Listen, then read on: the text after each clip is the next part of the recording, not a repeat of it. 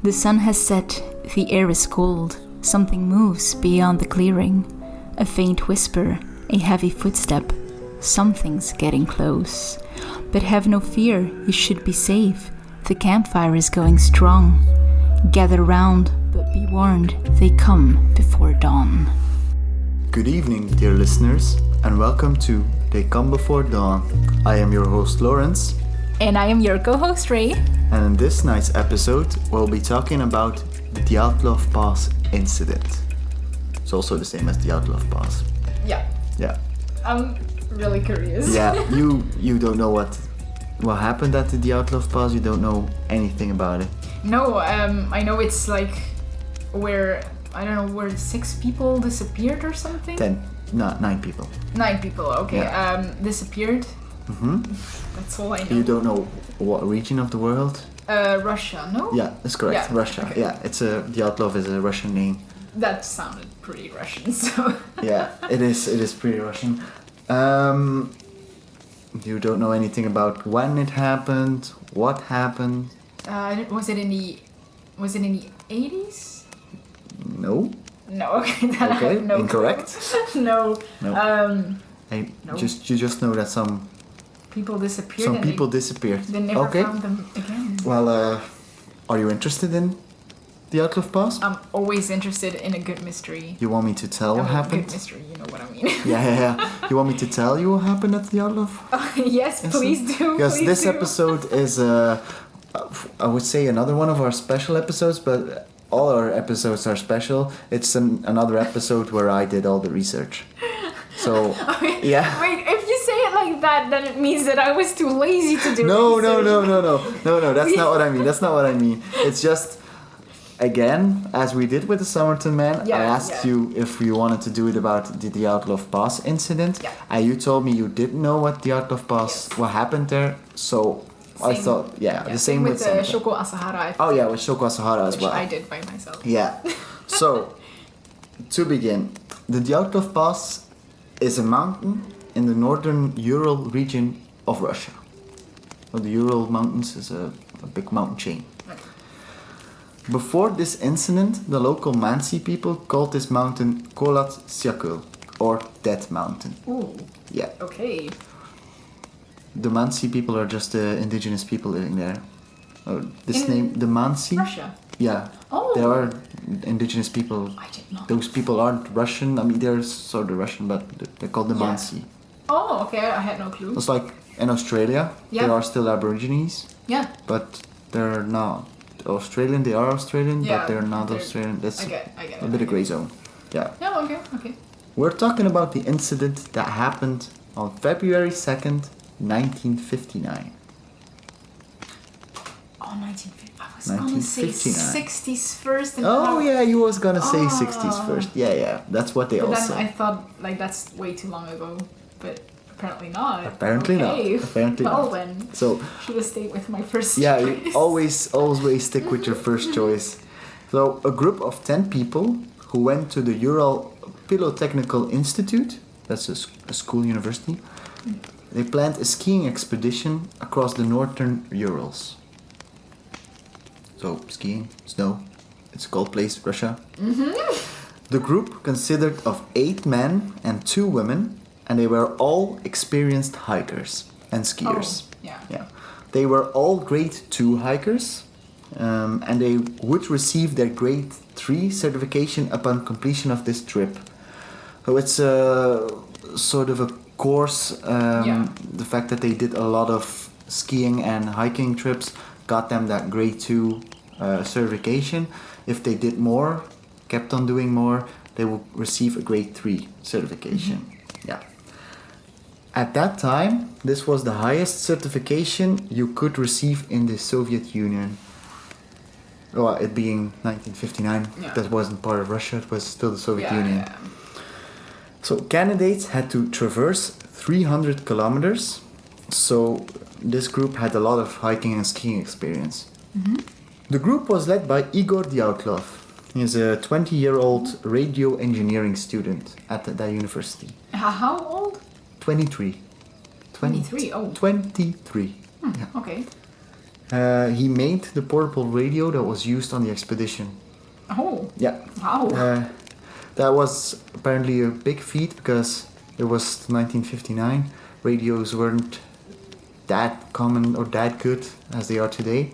Yeah, common, yes, but good. Common, yeah, that's good. a different Not that story. strong. So it was a huge feat.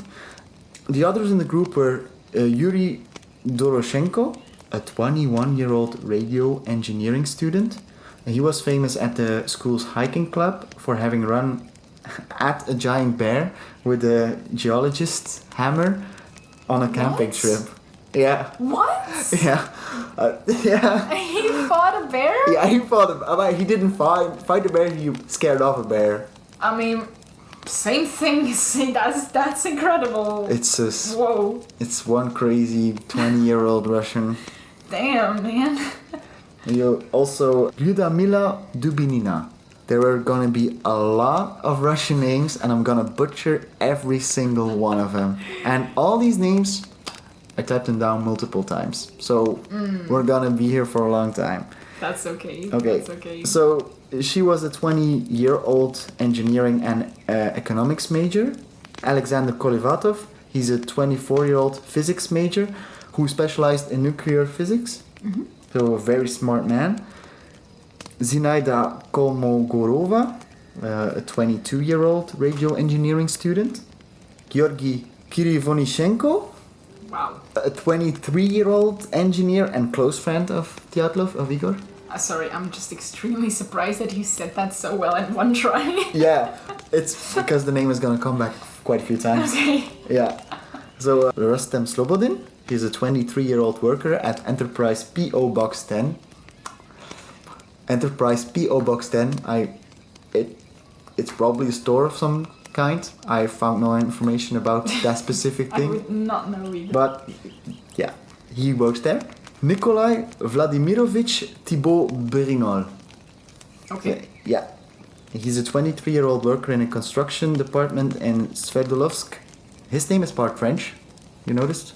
It's No. because... No, you didn't? Nope. The whole Thibault Berinol?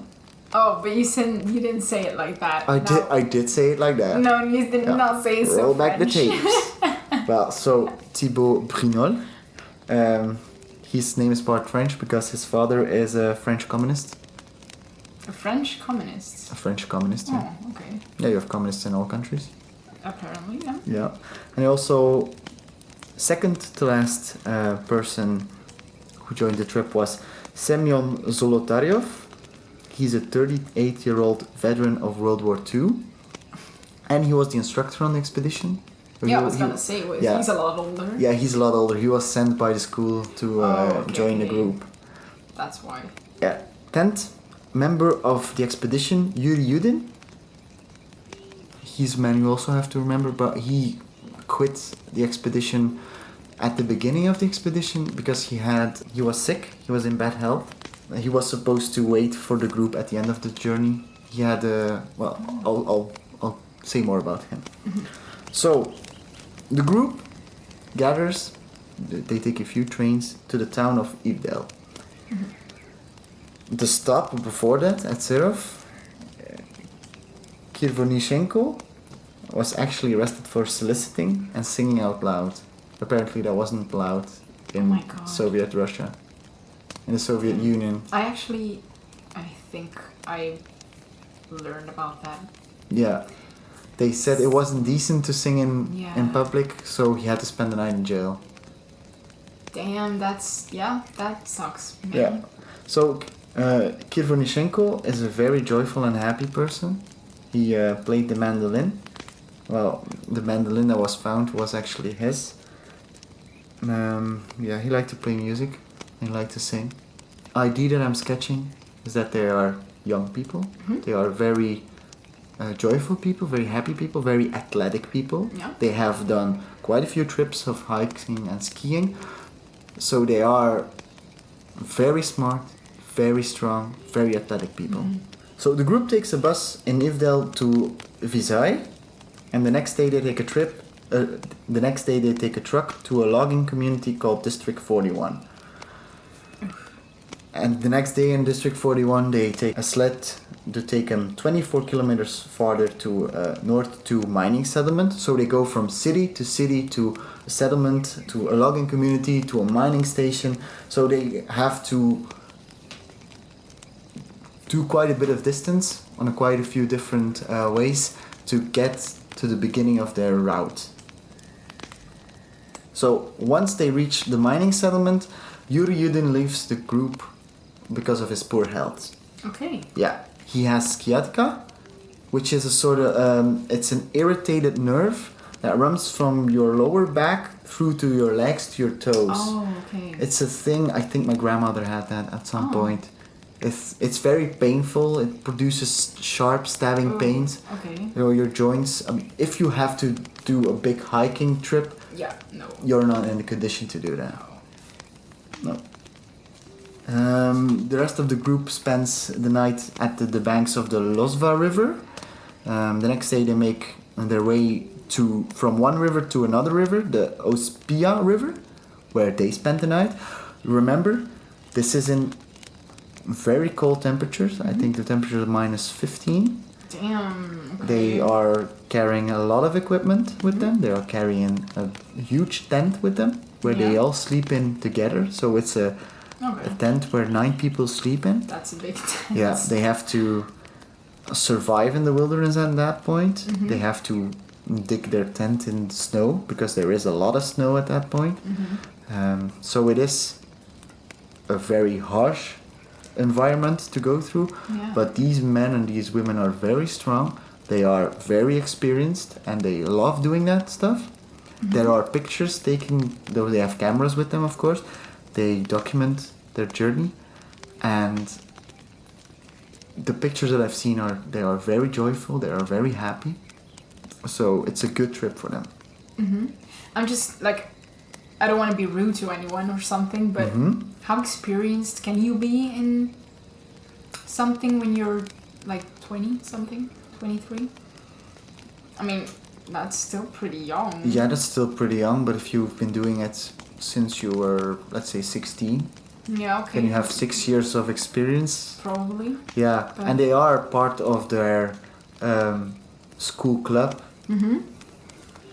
Their school club that does skiing and hiking. So they have someone with them who has way more experience, the veteran. He survived World War II. I read that he was part of the Soviet Union tank division, and they had a lot of losses. It's quite miraculously that this man survived. Oh shit, okay. I think there was a 5% survival rate. That's not a lot. Yeah, I read that. Could be incorrect. On January 31st, the group arrived at an edge of a highland area where they prepared for a difficult climb. They had only skied at that point, so they hadn't hiked and they hadn't climbed yet. Okay. Yeah. They also made a cache of surplus food and equipment that they would use on the way back. So they would do a big loop and then they would return to that same point. Okay. Yeah, and they had the cache with the food. You leave it there, so you don't have to take too much equipment and too much weight with you if you're just gonna return it the same way. And how long was this trip planned for? They were supposed to be gone for, I believe, 3 weeks. Oh, no. 3 weeks? No, 2 weeks. I think it's about 2 weeks. That's long. Well, they were expected back February 12th. Yeah, so 2 weeks. Next day, the group starts to move through the pass. However, the weather conditions worsen and they are forced to make camp after losing their direction, and they are deviating west. So the weather conditions is bad, storm starts picking up, and they have to make shelter. But they are sort of off course, so it is a bit of difficulty. Okay. The area they have picked as their camp is a forested area, which offers some shelter. This, however, was the last thing that the group did. Oh. All members of the group died on February 2nd. What? They were only gone for 2... Yeah, but... Basically 3 days?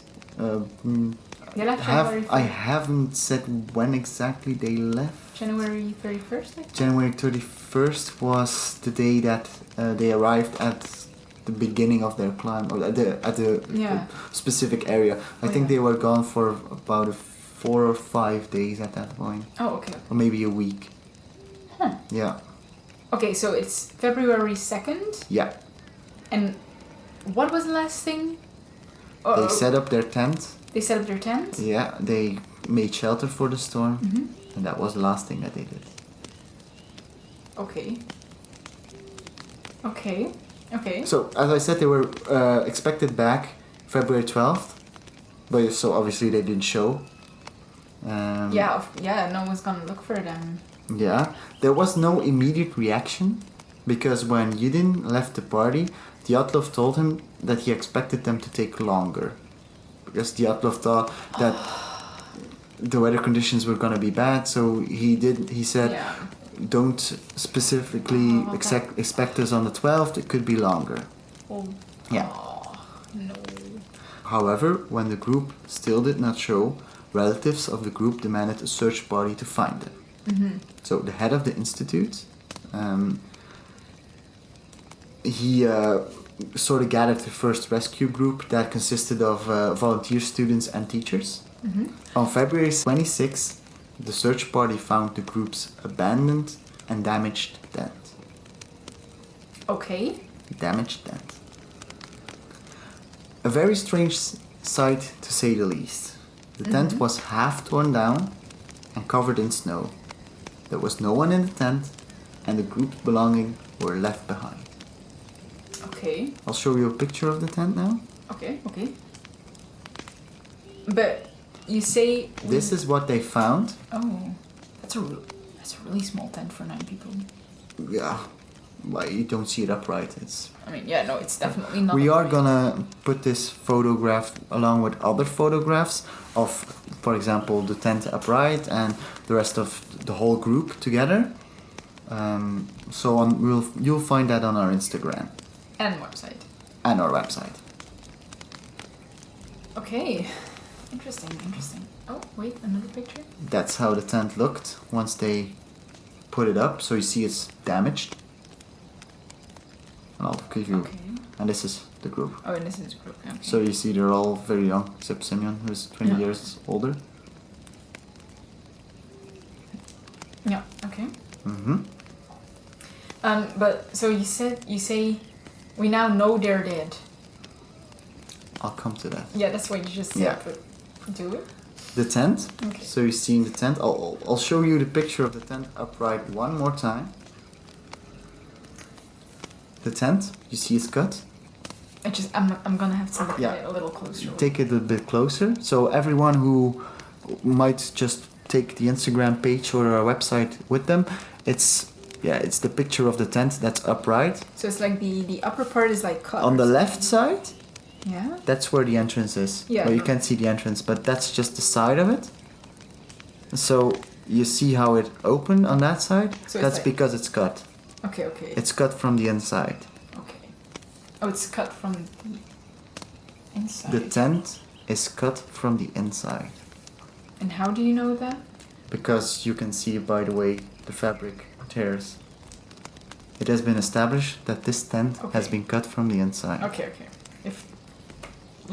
Trust me, it is. I trust you. I shall remember that. 9 sets of footprints were found. Some wearing a single shoe, some wearing socks, and some barefoot. Okay. After 500 meters of tracks, they were covered with snow. So they were clear for about 500 meters. I mean, yeah. It is 3 weeks later. It is 3 weeks later, and it is in snow. Yeah, so I mean, I'm surprised there were still footprints to begin with. Yeah. On the forest edge, under a large tree, remains of a small fire was found alongside the bodies of Kivonishenko and Doroshenko. Oh, okay, so 2 of them. Yeah. Okay. They were both shoeless and dressed in their underwear. Oh, Jesus. Let me remind you, the temperatures at night are -15. Yeah. They had tried to climb the tree, There were branches who were found broken up to 5 meters high. Perhaps they were trying to find their campsite again. Mm-hmm.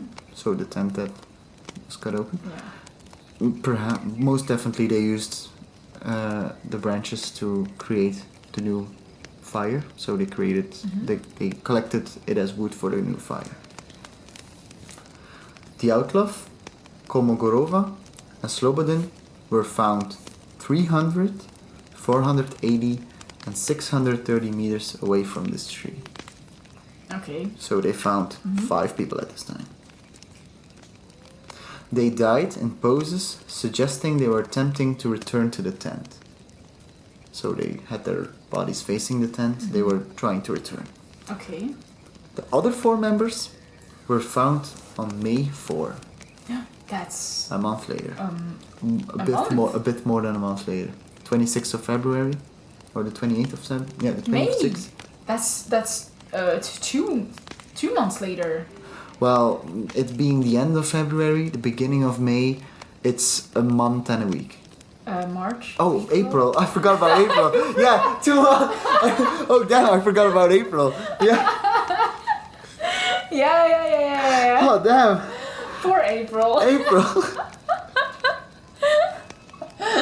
Okay, it's not March, May, it's March, April, May. Yeah, it's 2 months. They were under 4 meters of snow in a ravine or a creek 75 meters further into the woods. Okay.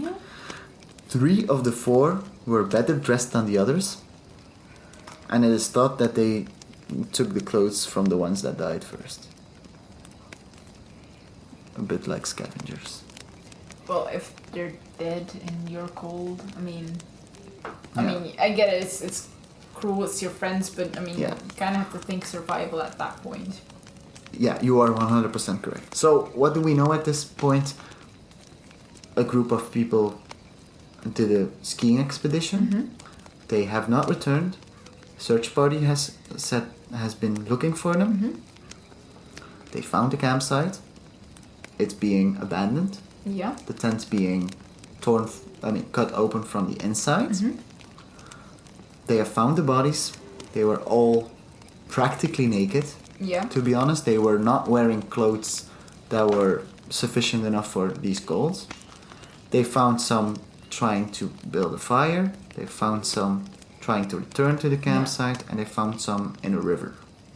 The cause of death, is it determined that it is... They died of hypothermia. Yeah, okay. But I'll come back to that in a bit. That's all for all of them?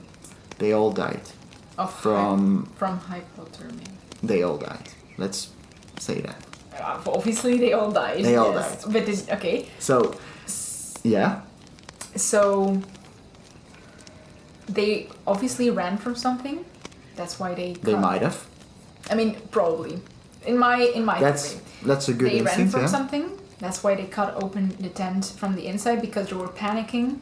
They didn't make it to the entrance or exit or whatever for some reason, so they cut open the tent. Maybe it was even as a decoy. They left. Some of them were too cold. They were like, I'm gonna stay here, make a fire. Yeah. Some went away. Maybe they died there. The others took their clothes. Some got further. And after a while, they were just like, it's too cold. Let's return. The threat may be gone. Yeah. Let's return. And they didn't make it back. Died of hypothermia or something else. That's so far my theory. That's good summarization. Good way of thinking about theories at this point. I will talk about the investigation and I will talk about theories. So, okay. Prepare yourself. Okay. I'm so curious. So, obviously, when the first 5 bodies were found, they were retrieved and they did an autopsy on these bodies. There were injuries found on all 5 bodies, but none of them had caused their deaths. So Slobodin had a small crack in his skull, but that was not a fatal wound. The cause of death was determined to be hypothermia. The bodies found in May, however, were different matter. 3 of the 4 had fatal injuries. Thibaut Brinol had major skull damage, and Dubinina and Zolotaryov they had major chest fractures. Chest fractures. Yeah. Specific To the chest. I mean, what is there? Is it determined what? Blunt force trauma. So that is a object smashing or something, right? The force required Yeah. to cause such damage would have been extremely high.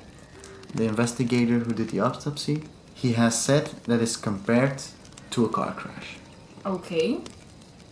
The bodies had no external wounds associated with bone fractures. This could mean that they were subjected to high levels of pressure. So if you would have been hit by a car, your exterior skin, your skin would have been broken, your bones would have stuck out of your chest. This wasn't the case. Okay. So could be high levels of pressure. The 4 bodies were found in a creek, so they had soft tissue damage. So Dubina was missing her tongue, her eyes, Her tongue? her tongue, Huh? Her eyes. her eyes, Whoa. part of her lips, as well as some facial tissue and a fragment of her skull bone. Wow, that's oddly specific. Holy shit. Yeah.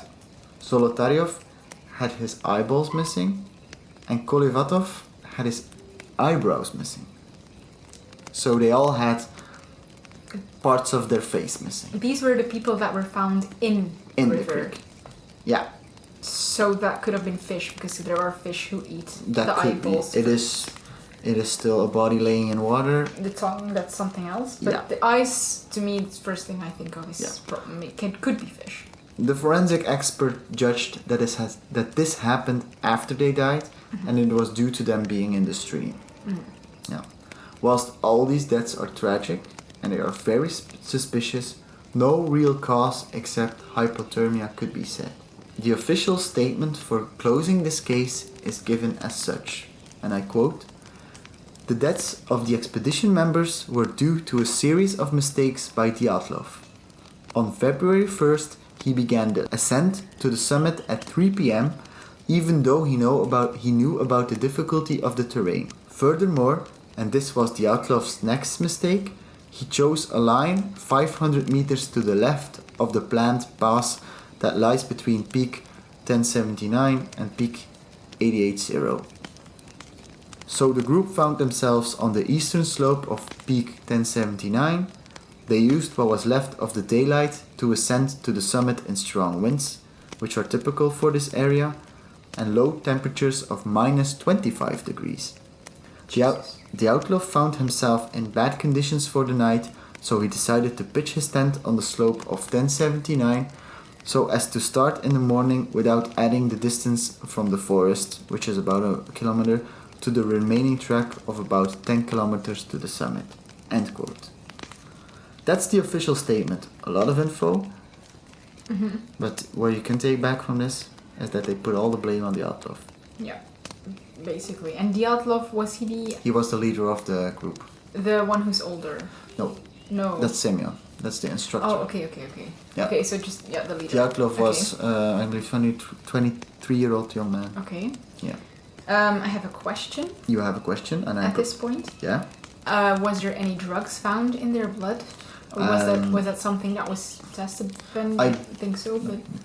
They probably tested that. I have not found anywhere that it was conclusive that they were high or something. Okay. So, as I said, the official statement puts all the blame on Dyatlov, also making his name very well known and giving the pass its name, because to this day it's called the Dyatlov Pass Incident. Indeed. I noticed. Doroshenko, Kolmogorova, Dyatlov, Slobodin, Dubinina, Kolovator, and Thibaut Brinol, they are all buried at Mialovsku Cemetery. Kivonishenko is buried at Ivanovsku Cemetery. It is very strange that Kirovinoshenko is buried in another cemetery than the rest of the group. His parents did object to him being buried with the rest, and this obviously is the basis of a theory that he is a double agent. Oh. Yeah. Yeah, that is pretty odd. I mean... Yeah, that is pretty odd. I couldn't find... It's not that was his hometown or something? No. The information that I found never really gave a really concrete answer to why he's not buried with the rest. But just if he was like a double agent, like KGB. wouldn't it be like it made it? How do I say that? It was made immediately suspicious that he was buried somewhere else. So if he was a double agent, who obviously even after death shouldn't be found out, shouldn't he be buried with the rest anyway? Is what I'm saying. I understand what you mean. Yeah? You mean why not keep up the masquerade and why not keep up? Basically. Yeah. Why not make people believe that in death he was still a double agent? Why do something that obvious to single him out? I have no idea. I really wish I could answer that. I really wish so. It's just a really weird thing. It's a really weird thing. So there are quite a few theories on what really happened here. So were the local Mansi responsible for their death? Is the KGB responsible? Were they mistaken for Gulag fugitives? Did the Yeti kill them? Or was Ball Lightning responsible? Who? Ball Lightning. It's a weird phenomena. Oh, like lightning balls? Oh yeah, that, okay. That's a weird natural phenomenon. Yeah, I know, yeah. And I'll just tell you a few that I found reasonable and less reasonable. So, an avalanche. Mm-hmm. An avalanche is one of the most plausible theories. It is also the current official cause of death. An avalanche. Oh, okay. Yeah. So, computer simulation and analysis also suggest that it was an avalanche. It has been supported by a model used by a team of physicists and engineers that was done this year. So they are still working on this case today. I mean, not today, this year at least. Yeah. Damn, that's crazy. Here is the statement from the Prosecutor Generals office. And I quote, "The most appealing aspect of Kuryakov's scenario is that the Dyatlov Pass actions no longer seem irrational. The snow slab, according to Green, would probably have made loud cracks and rumbles as it fell across the tent, making an avalanche seem imminent. Kuryakov noted that although the skiers made an error in the placement of their tent, everything they did subsequently was textbook. They conducted an emergency evacuation to ground that would be safe from an avalanche. They took shelter in the woods, they started a fire, they dug a snow cave. Had they been less experienced, they might have remained near the tent, dug it out, and survived. But avalanches are by far the biggest risk in the mountains in winter, and the more experience you have, the more you fear them. The skiers' experience doomed them." End quote. Kuryakov is the man in charge of the simulation. The Prosecutor General, he's just saying that if the simulation is that it's an avalanche, the way they have set up their tent and the way that the avalanche probably did happen, the most logical thing was that the group fled the tent. They did what you do in an avalanche, so their actions are completely rational. Yeah. They went lower ground. They went to a forested area. They tried to make fire there. He also said that if they did not know this, if they weren't that experienced, they would have probably stayed closer to the tent, which would have caused them to be able to dig out the tent and survive. So the fact that they were so knowledgeable about avalanches made them run that far away. Because they were that far away, they couldn't reach the tent anymore. But that's so weird. Like, why? Like, they were so experienced. They knew what to do. Yeah. Yet what they did was wrong. No. What they did wasn't wrong in the case of an avalanche. It's just, you have to remember, minus 25. They ran away, so the avalanche started, and the entrance of their tent was probably dug in. Yeah. That's why they cut their way out. They didn't take any clothes with them. No which time. is no time for that. Okay. It's just, what they did was correct, but doing the correct thing does not always mean that you'll survive. Yeah, okay. It's like if you fought a grizzly bear, a brown bear, the thing they say is always play dead. That works 9 out of 10 times. Yeah. If you play dead, the bear would leave you alone. Not always. Not always, no. But, and I'm just a little confused as to why would they have survived if they stayed with the tent? Because if it was an avalanche... Yeah, they placed their tent incorrectly. That's a major fault. A major mistake that they did. Apparently, the way they... So you can't just put your tent on snow. You have to dig your tent in. Because of the snow and because of... I'm not an expert on that part. I just saw a picture of it and it made sense. Sure. So, if they would have not placed their tent at that location, if they would have put it closer to forests, or if they put their tent closer to forests, if they would have left their tent in an avalanche, go to the woods, and then be closer to their tent. Yeah. If they then returned to their tent, they could have just dug it out, set it back up, get warm, probably survive. Okay, yeah. But that's not what happened. Okay, yeah. They were farther away, but the way they handled was correct. Yeah, okay, now, I get it. But it's just weird, why would they make such a mistake as putting your tent in the wrong position? Because they were already... I mean, I don't know. It's just We'll so probably weird. never know. Yeah, it's a weird thing. Could just be human error. Yeah, and especially because you say the first few people were found 400 meters from the tent. I mean, 400 meters is not that much to return with your tent just to be safe. Yeah, but 400 meters in minus 25. Okay, but to be safe. Yeah, but naked in minus 25. No, that's not what I'm saying. Like, Yeah.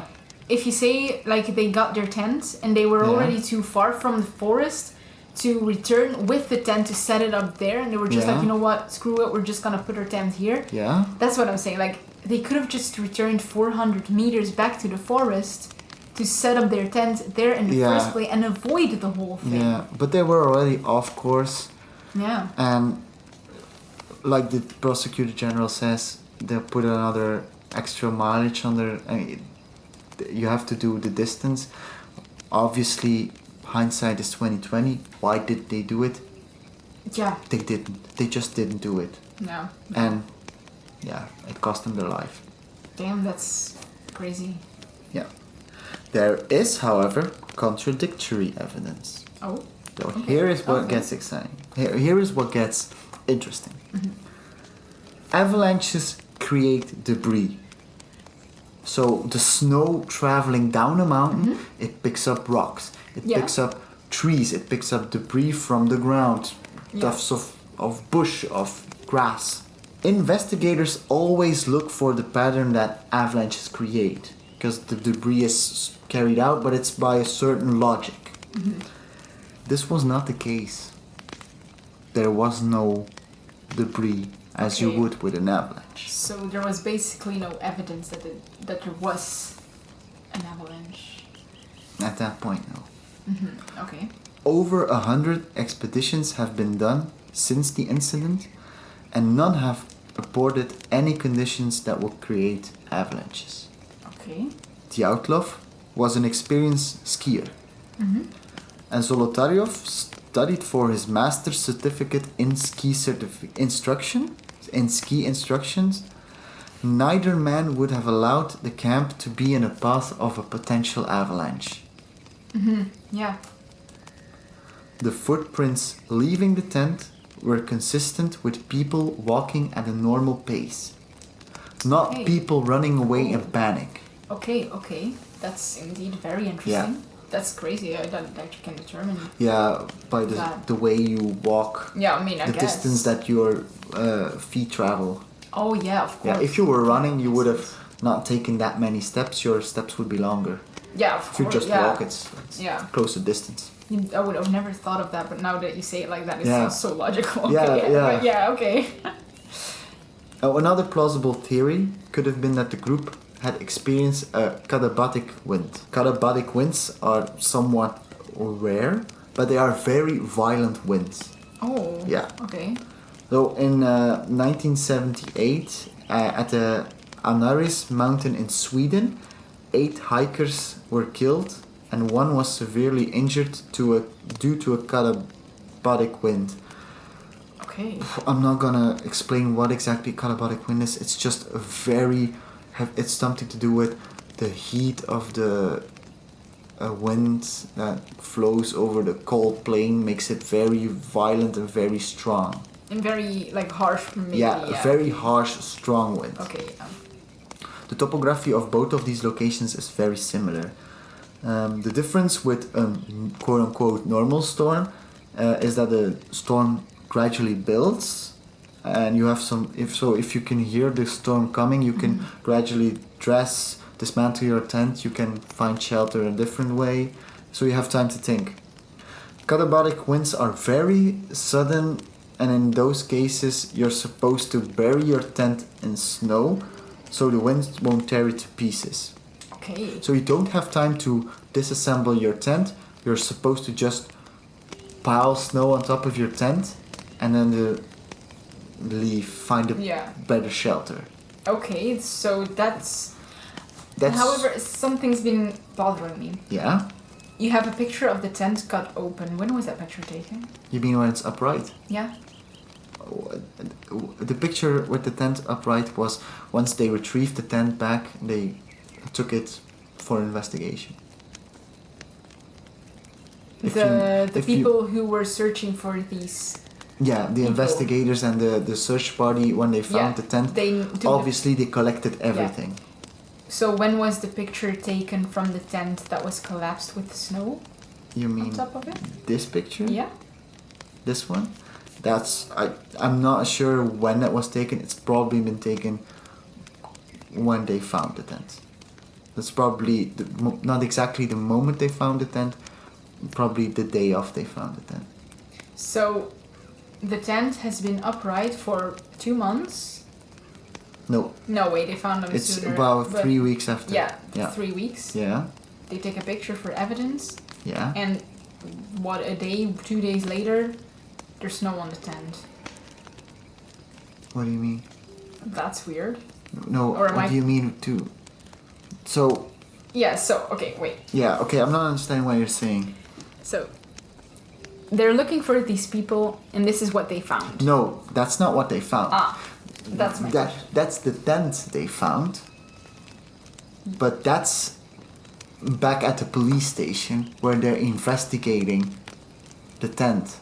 Yeah? So they found the tent like this. Okay. They cleared it off. They took it with them and they set it back to figure out what happened with this tent. And they set it back up. They set it back up. Oh, yeah. Okay. That's why it's there. so wide and it's open. I was lost. Yeah, they didn't find the tent open like that. They found it collapsed like that. Oh. But if you look at that picture, so I'm for the listeners who want to take the pictures with you on Instagram or on our site, it's the picture with the 2 men on the left side and with the collapsed tent. If you look at that, it looks like there is snow just piled on top of the tent. Mm-hmm. So it just looks collapsed, but what I told you about catabolic winds and you're supposed to pile snow on top, it looks like that. Yeah. What you also see is a tiny little cross there. Yeah, I saw that. That's a flashlight. A flashlight. Oh. Yeah, not a flashlight, but a flashlight. Yeah, I was like, a flashlight. But why that could be the case. I mean, it's just a cross. It's probably just a ski stick or something. What the theory about that is that they probably left the tent, but one of the group put a stake on the ground with the flashlight on top of it, so once the storm ended, or the catabolic winds, whatever could be the case, they could find their tent back. Mm-hmm. If they were turned around, they just had to find the light and then they knew where the tent was. Yeah. So that could be the case. Mm-hmm. That's probably why that's there. Okay.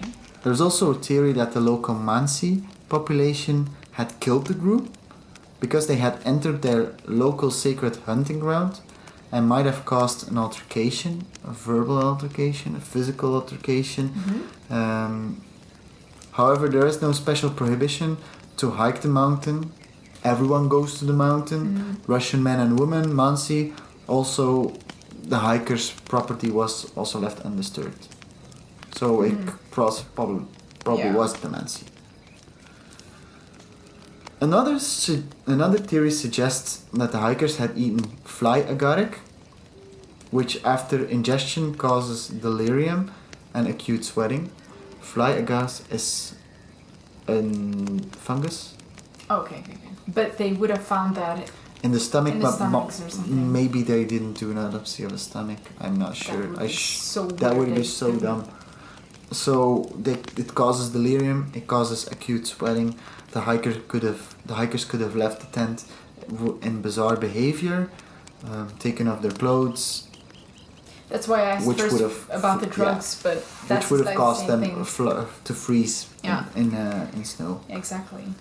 I mean, I also feel like they are experienced enough to not just do drugs or take something like that or eat something that they don't know. Yeah. Because we all know if you are intoxicated with something, Yeah. that you are at high risk of hypothermia. Yeah, that's So- correct.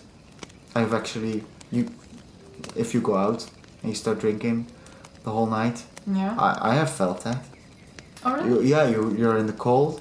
You know it's cold outside. It's close to minus temperatures, and I just go outside to just cool off. But you know it's cold, but your body is warm by of course the alcohol you consume. Okay, yeah. No. So I just feel like that's not something they would do. No, it does. It feels a little bit far fetched. Yeah, In my opinion. especially because they were. If you would have said it was their first time hiking, I mean, anything could could have be. happened. If they were experienced, Yeah. it would be really weird if they did something like that. So I'll show you a picture now. So it's also a picture we'll link. It's the last picture on the camera of Thibaut Brunel. Tell the listeners, describe what you see.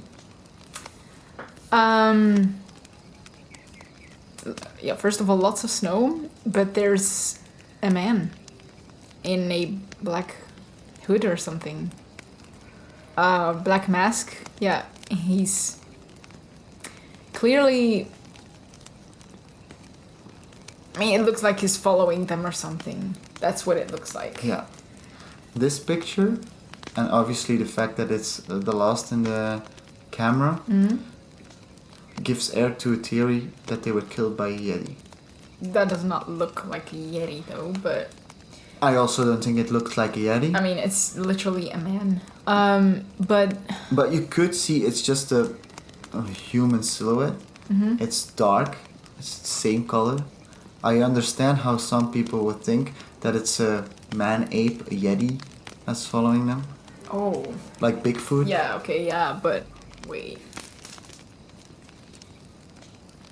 Okay, yeah, if I look at it like that, you could kind of think it's like a gorilla, but that's standing very upright, or how do you say that? Yeah.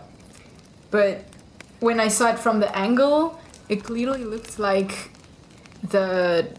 his jacket, or what should be his jacket, is lighter than his trousers. Yeah, You can see a clear difference. That's correct. But when you look at the picture up front, it doesn't look so different. The colors. It's a black and white picture, but you know what I just see a man returning from probably taking a piss. That's probably one of the 7 men that maybe were on the trip. Maybe, yeah. Probably. I mean, in my opinion. I mean, that's the thing with these old cameras. There was no. I mean, very old cameras. There was no timestamp. Oh yeah, no, I guess you so. couldn't figure out when so- this picture was taken. I mean, this could have been before everything went down. Yeah. That's what happened at the Dyatlov Pass. What do you think about it? That's what happened. There's nothing more. I wanted to leave the episode. Off with just your opinion. What do you think about this mystery now? Okay, well, So obviously, we know they died. yeah. We know the journey they took. We know where they died. what do you think happened? What I think is, it sounds also logical that it was some type of storm, like a weather disaster. Mm-hmm. However, there are two things to me that don't add up. And that's, first of all, if it was a weather disaster, how could it take them, what are we now, 60 years later? Yeah. How could it take them 60 years to determine, I mean, not even finding it, like what it is? It was...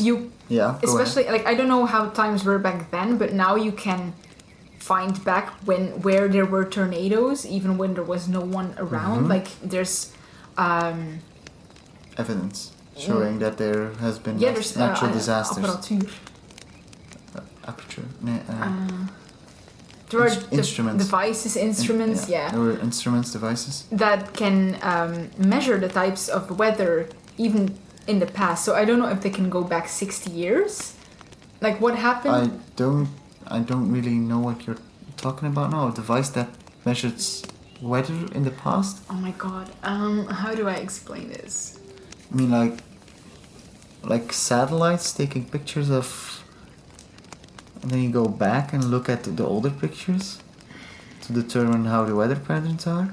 I mean, I guess something like that. I'm not an expert, obviously, but I mean, I heard about that you can go back and be like, oh, like last week apparently there was a tornado somewhere. No one knew because there wasn't anyone there.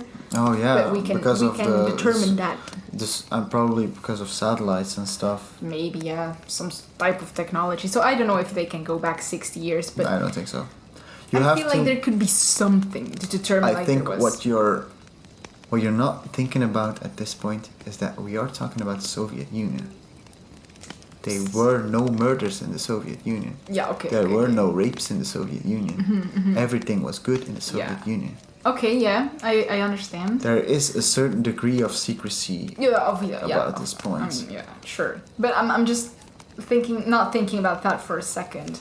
There was a second thing that was odd to me, and that was the tongue and the lips that were missing. Like, eyeballs could be fish. An entire tongue? Maybe, I don't know. It could just be a body lying in water, bloats, and these are the first things. Those are like the lips. They are the exterior of your face, the nose, the eyebrows. Okay. Those are gonna deteriorate quicker than your brain, perhaps. Okay, well, in that case...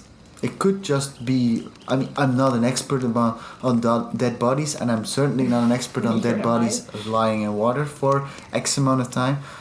That could just be natural. Okay.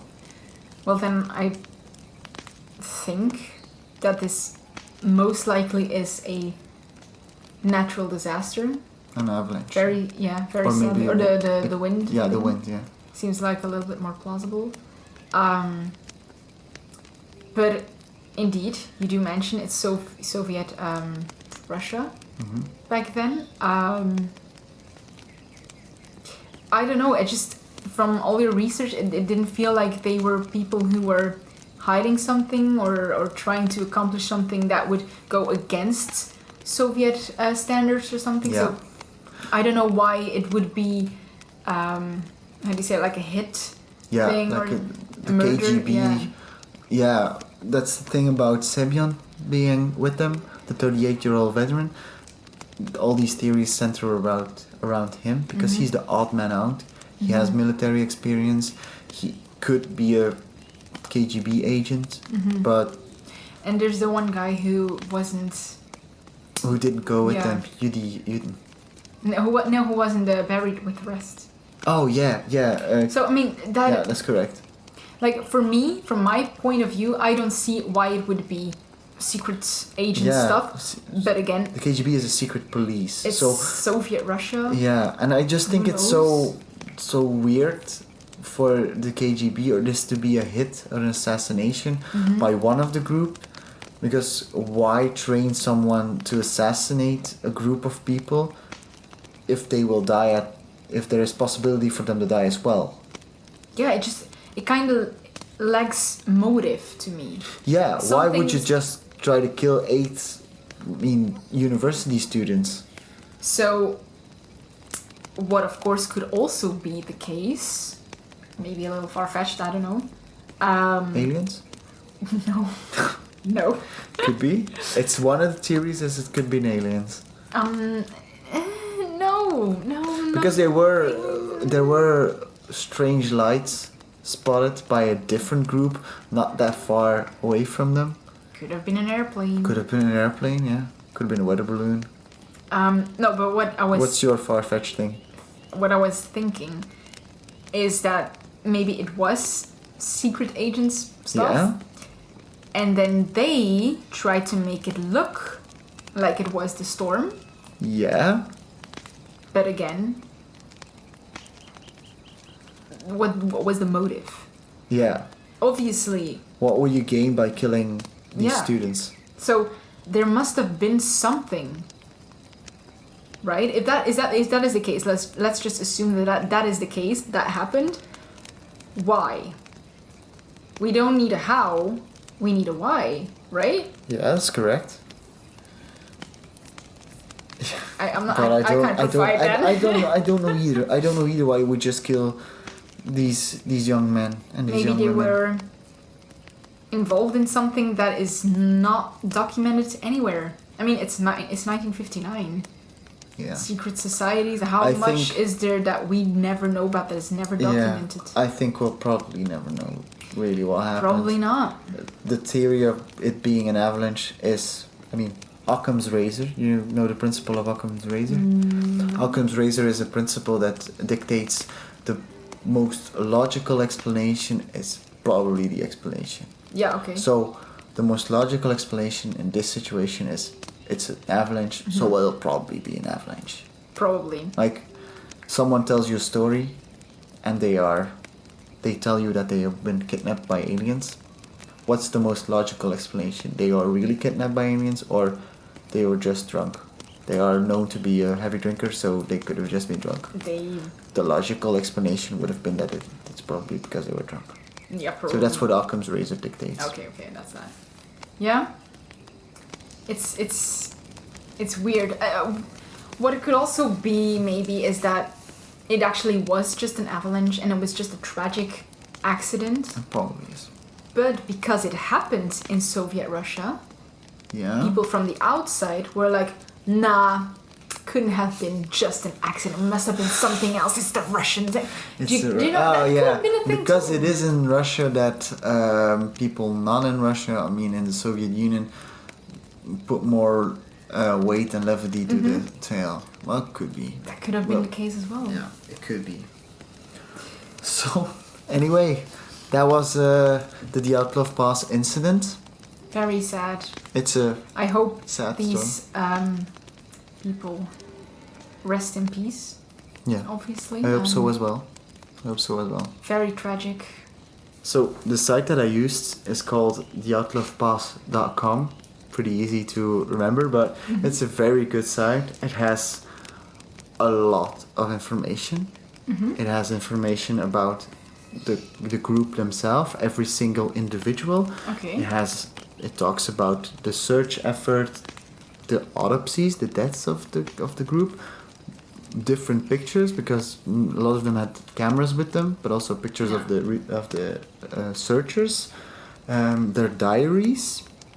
That's a lot of information. That's a lot of information. Plus, it has a lot of different theories as well. Okay. Yeah. So if anyone wants to know more about the Dyatlov Pass incident in more detail, a lot more detail. Damn. This is really your place to go. Okay. And what was the website? Dyatlov Pass. Dyatlovpass.com. All right. Yeah. All right. All right. So I think we can leave it at that. Yeah. But we forgot last episode. We did. Yeah, we did. And I think the episode before that as well, actually. Yeah, because could that was be. We were supposed to. We told ourselves that we're gonna recommend a podcast to listen to at the end of each episode, and we only did it once. Yup. So let's just do it again now. Yeah. What do you recommend, Laurens? I recommend a podcast that has one of our closest friends in the cast of it. It's a Vampire the Masquerade actual play podcast. It's called Sea Shanties by Night. Yeah. So it's vampires and pirates, vampire pirates, Or pirate vampires. or pirate vampires, or maybe just regular pirates plus some vampires. Yeah. Yeah, but it's an Yeah. actual play Vampire the Masquerade, Sea Shanties by Night. It has Lady Dark Scarlet, it has Steffi Devane, it has Syrinx, our friend Syrinx. It has the Queen V, the different podcast I listen, she's also okay. part of it. And it also has the Lord by Night podcast guy.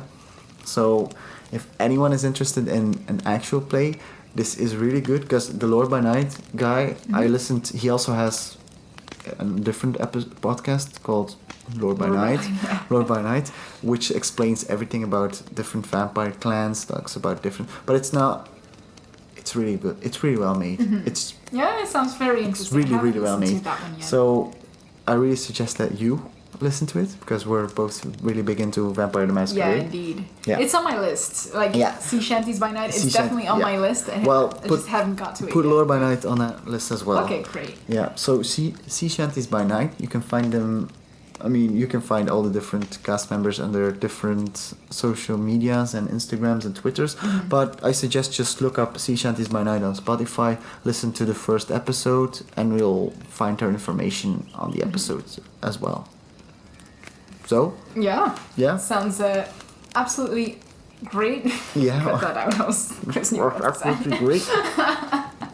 Alright, so then that just leaves me at thanking our dear listeners for listening. And thank you, Laurens, for the entire case, presenting the entire case. It was my pleasure.